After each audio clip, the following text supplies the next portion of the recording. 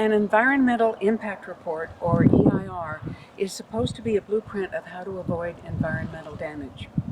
Instead, the EIR for Point Molate documents that if the proposed development is built, damage will be unavoidable. Primarily, the EIR displays a reluctance to carry out surveys and to gather accurate information. It also omits critical biological issues, and it presents poorly designed interventions. And I'm going to give 4 examples. The first one has to do with monarch butterflies, whose numbers have plummeted in recent years. And one of the reasons is thought to be habitat destruction. The proposal is to put netting over the trees to exclude the monarchs and then to cut the trees down. This results in habitat destruction, which is one of the main problems that is contributing to the decline in monarch butterfly numbers. The second example is bats. There are bats at Point Molate, but nobody knows how many, and they have not bothered to find out what species of bats or to look at their status with regard to conservation.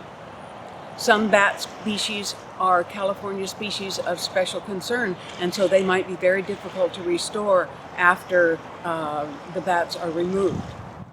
The strategy that's proposed is to cover the bat roosting areas with nets after they fly out for the night. In the winter, this can cause the death of any bats that are hibernating, because they will be caught inside and will starve.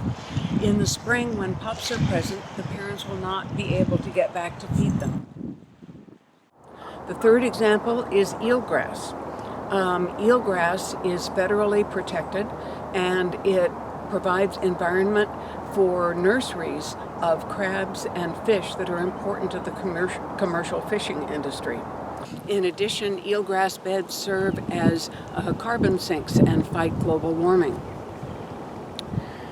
They can be damaged by silt and pesticides that can be washed down the hills after the extensive grading that's being proposed for the Point Molate project.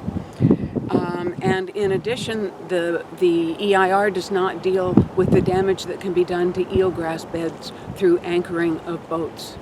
And that was the cause of the loss of 41% of the eelgrass beds in Richardson Bay. The fourth example is the threatened green sturgeon. All of San Francisco Bay is designated as critical habitat for the green sturgeon. They also hang out in eelgrass, and they feed at the periphery of eelgrass. So Point Molate is inappropriate for a massive residential development, and let's keep it as public land for the use and enjoyment and recreation for all of Richmond.